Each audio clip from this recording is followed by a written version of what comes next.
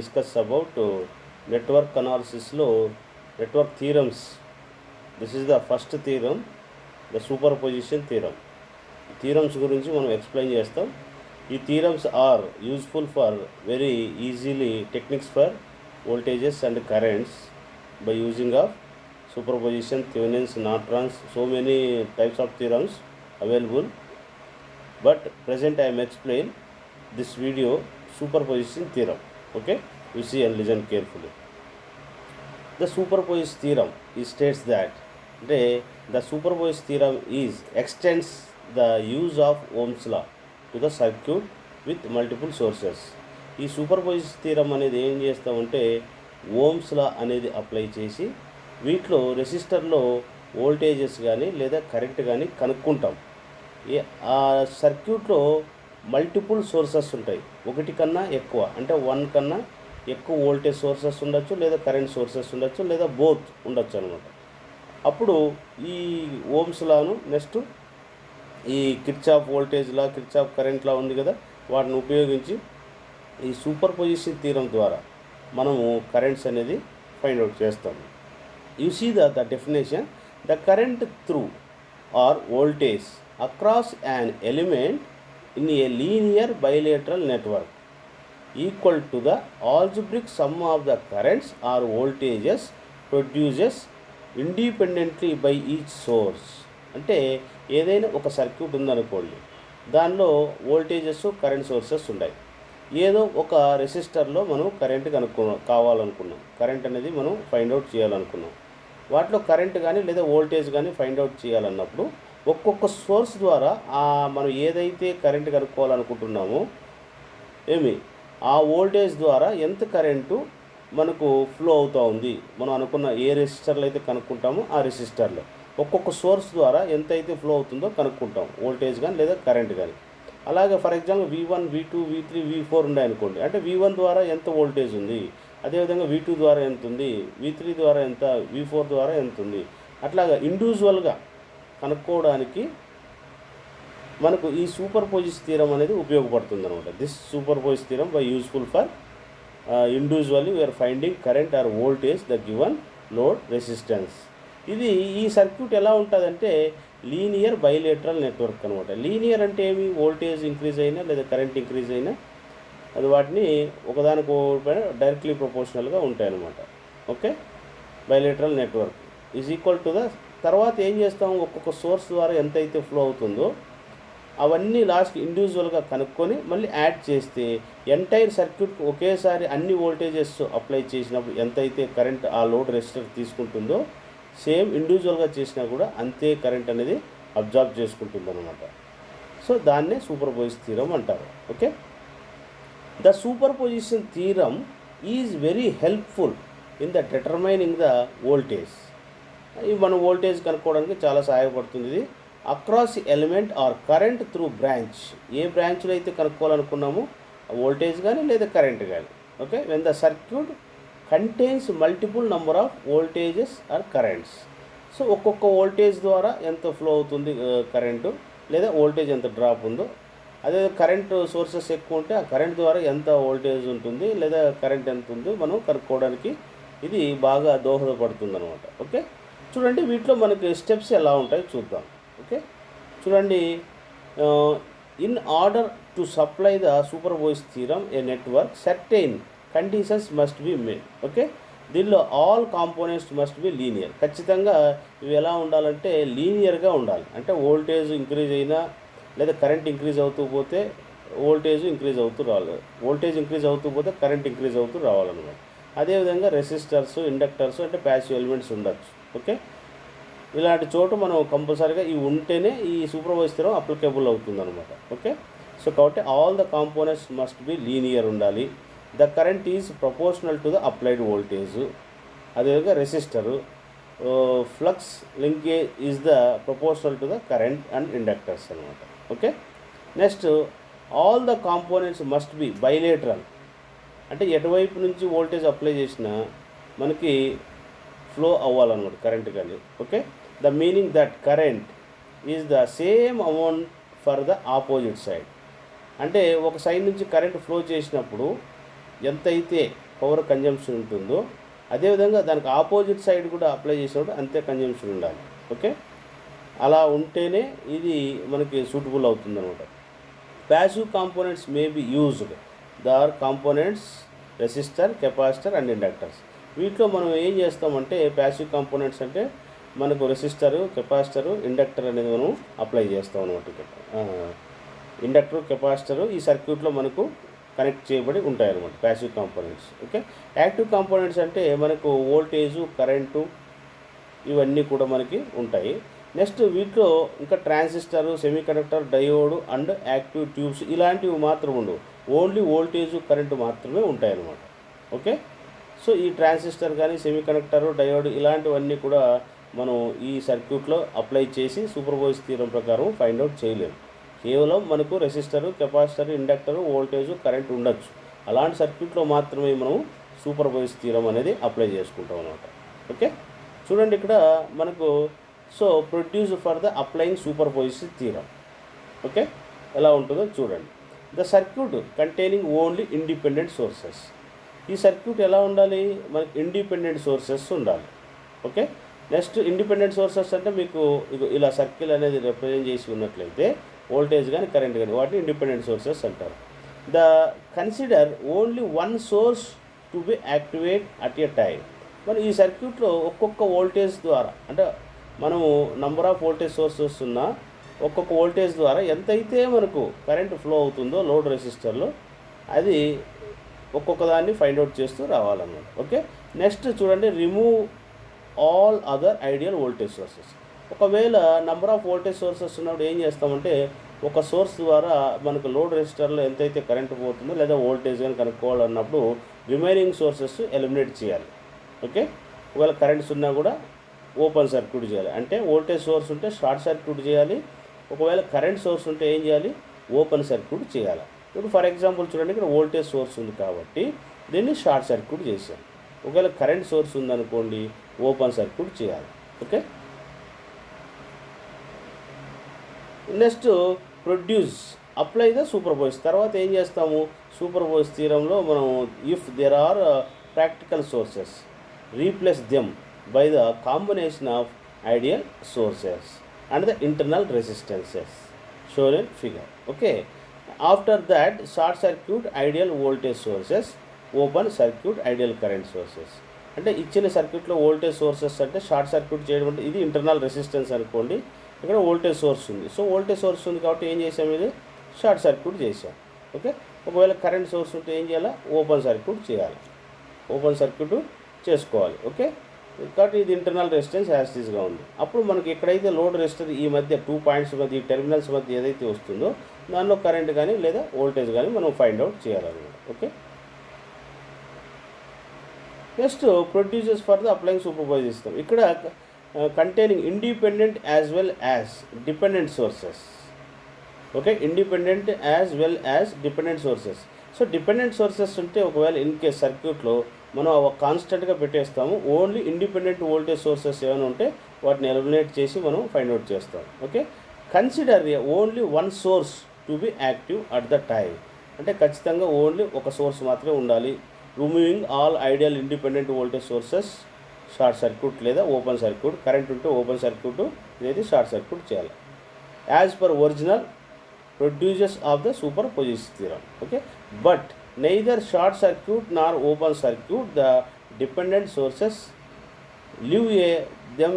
ఒకవేళ in case dependent sources ఉంటే వాటిని వదిలేయాలి. Okay, and as the circuit అనమాట. ఓకే, చూడండి, ఒకవేళ మనకి డిపెండెంట్ సోర్సెస్ అంటే చూడండి మనకి ఇక్కడ డైమండ్ షేప్లో రిప్రజెంట్ చేస్తారనమాట. ఇవి యాజ్ ఇట్ ఈస్గా పెట్టేస్తాం. చూడండి, dependent voltage source. Dependent voltage source అంటే a voltage source those parameters is control by voltage current where in this system. ఆ సిస్టంలో ఏముంటాయంటే వోల్టేజ్ని కరెంటు కంట్రోల్ చేస్తూ ఉంటే, ఇక వోల్టేజ్ని కంట్రోల్ చేస్తుంటే దాన్ని కంట్రోల్ వోల్టేజ్ సోర్సెస్ అంటారు. ఇప్పుడు చూడండి, ఇక్కడ వోల్టేజే కంట్రోల్ చేస్తూ ఉంది కాబట్టి దాన్ని వోల్టేజ్ కంట్రోల్ వోల్టేజ్ సోర్స్ అంటారు. ఓకే, వోల్టేజ్ డిపెండెంట్ వోల్టేజ్ సోర్స్గా తీసుకోవచ్చు అనమాట. ఇక్కడ వ్యూ ఉంటుంది. నెక్స్ట్ చూడండి, ఇక్కడ కరెంట్ డిపెండెంట్ వోల్టేజ్ సోర్స్ అంటారు. అంటే ఈ వోల్టేజ్ కావాలంటే ఐఎక్స్ అనే కరెంటు అనేది ఏదో ఒక లోడ్ రెసిస్టర్లో కరెంట్ అనేది ఉంటుంది. ఐఎక్స్ అనేది ఆ ఐఎక్స్ పైన ఈ సోర్స్ అనేది డిపెండ్ అయి ఉండడం వల్ల దాన్ని కరెంట్ డిపెండెంట్ వోల్టేజ్ సోర్స్ అన్నారు. Similarly dependent current source. Dependent current source అంటే a current source whose parameters are controlled by voltage current else okay where in this system.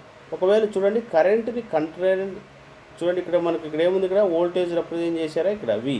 అంటే ఈ వోల్టేజ్ని ఇక్కడ ఏదో సంథింగ్ ఒక కరెంటో లేకపోతే ఏదో ఈ ఐ అనే కరెంట్ అనేది కంట్రోల్ చేస్తూ ఉంటుందన్నమాట. ఈ ఐ అనే కరెంట్ ఎక్కడైనా ఒక ప్యాసివ్ ఎలిమెంట్లో ఫ్లో అవుతూ ఉంటుంది. ఆ ఫ్లో అయ్యే ప్యాసివ్ ఎలిమెంట్లో ఉన్న కరెంటు ఈ సోర్స్ అనేది డిపెండ్ కావడం వల్ల దాన్ని వోల్టేజ్ డిపెండెంట్ కరెంట్ సోర్స్ అంటారు.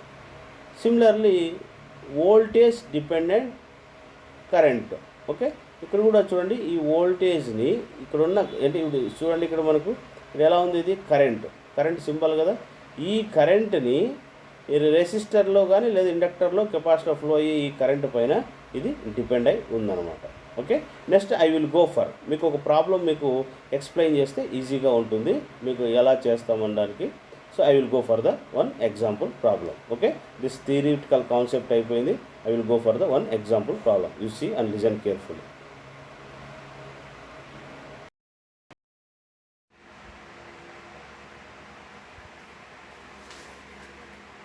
Hello my dear student, today I discuss about superposition theorem.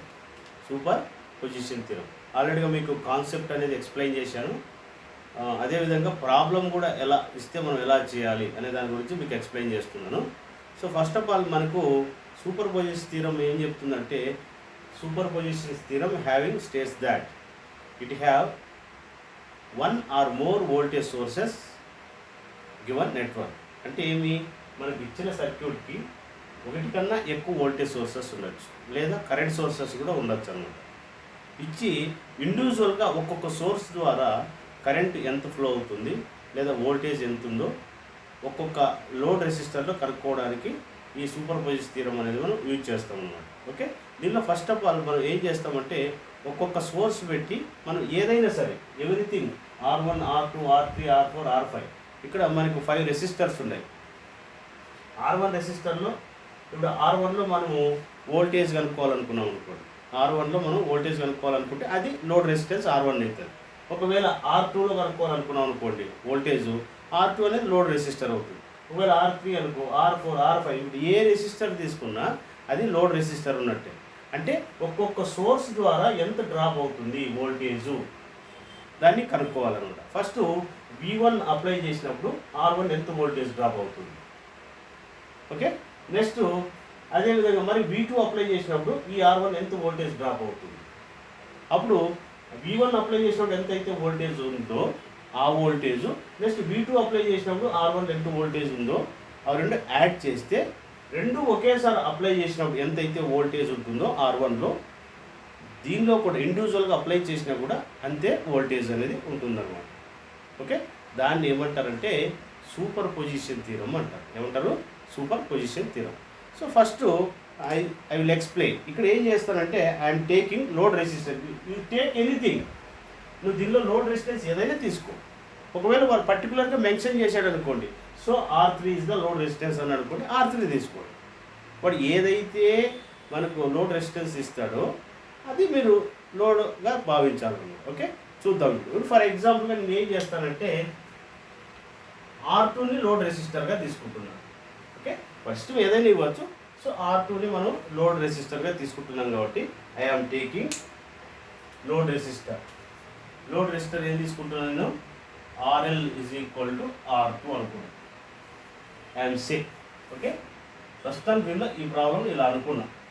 లేదంటే వాడు మెన్షన్ చేస్తాడనమాట 2 ohms లోడ్ రెసిస్టర్ అయినప్పుడు దానిలో 2 వోల్టేజెస్ అప్లై చేసినప్పుడు ఎంత వోల్టేజ్ ఉంది, ఇండివిజువల్గా అప్లై చేసినప్పుడు ఎంత ఉంది కనుక్కోమంటాడు అనమాట. సో ఫస్ట్ మనకు ఆల్రెడీగా మనకు తెలుసు, మనం ఏం చేస్తాం, దీనికి కిర్చాఫ్ వోల్టేజ్లా అప్లై చేసుకోవచ్చు, లేదా నోడల్ అనాలిసిస్ అప్లై చేయొచ్చు, లేదా మెష్ అనాలిసిస్ అప్లై చేయొచ్చు.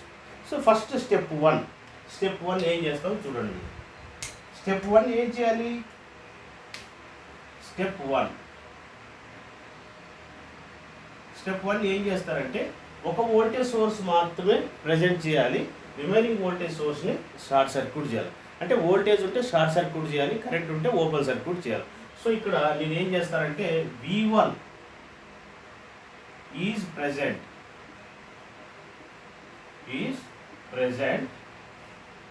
V2 is short circuit. V2 is the short circuit. Okay, అప్పుడు మనకు సర్క్యూట్ ఏమొస్తుంది, మనకు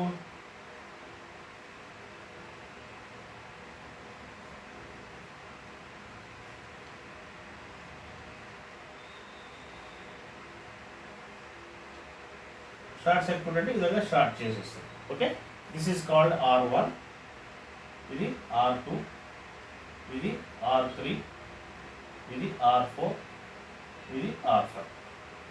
ఓకే, సో ఇక్కడ మనకి ఏం కనుక్కోమన్నాడు, మనకి కరెంటు లోడ్ రెసిస్టెన్స్ వచ్చి R2 అన్నాడు. లోడ్ రెసిస్టెన్స్ ఏమి ఇక్కడ R2 అన్నాడు కాబట్టి సో మనకు దీనిలో వోల్టేజ్ కావాలి, మనకి దీనిలో వోల్టేజ్ కావాలి కాబట్టి దీన్ని ఏం చేస్తామంటే లోడ్ వోల్టేజ్, దీన్ని ఏమనుకుంటామంటే VL డాష్ అనుకుంది. VL డాష్ అంటే ఇక్కడ ఏముంది మనకు వోల్టేజ్ V1 వోల్టేజ్ అప్లై చేసాం. ఓకే, మనం ఏం చేస్తాం, వీటికి మెష్ అనాలిసిస్ అప్లై చేస్తాం కదా.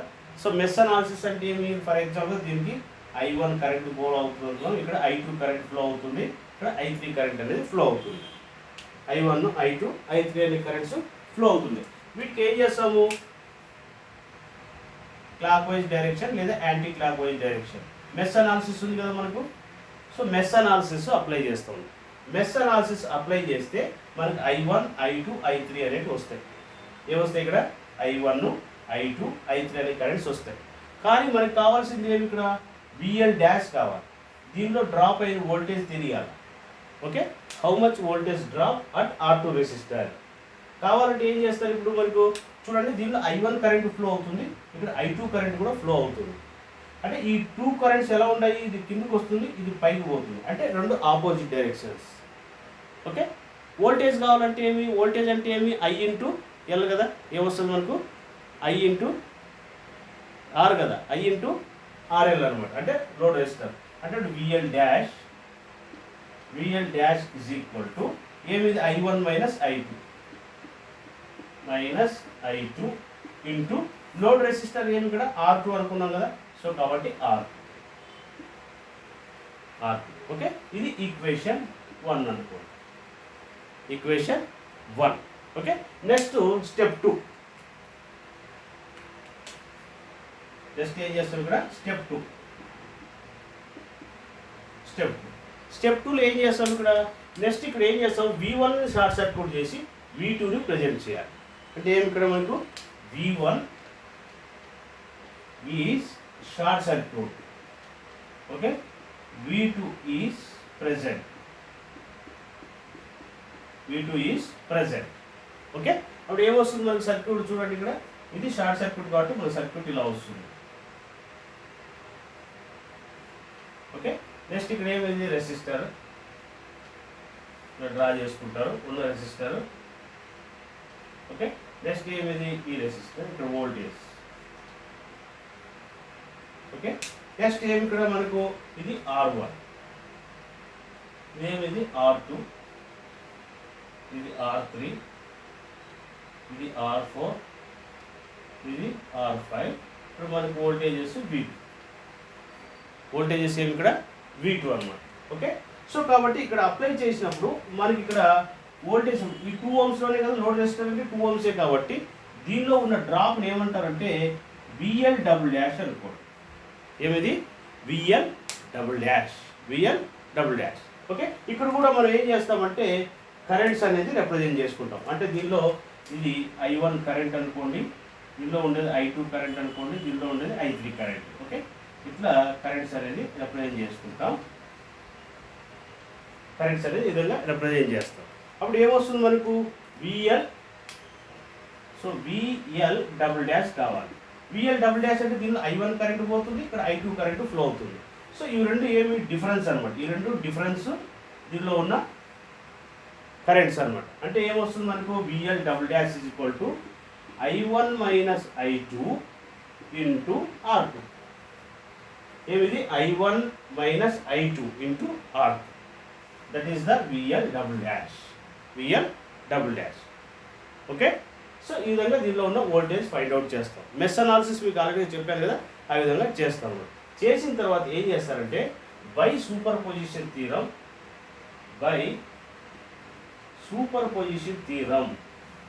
So VL is equal to VL dash plus VL double dash రెండు యాడ్ చేస్తారు. అంటే ఫస్ట్ స్టెప్లో చేసిన VL డాష్ ఏదైతే ఉందో VL డాష్ ప్లస్ ఈ VL డాష్, ఇది ఈక్వేషన్ 2 అనుకోండి.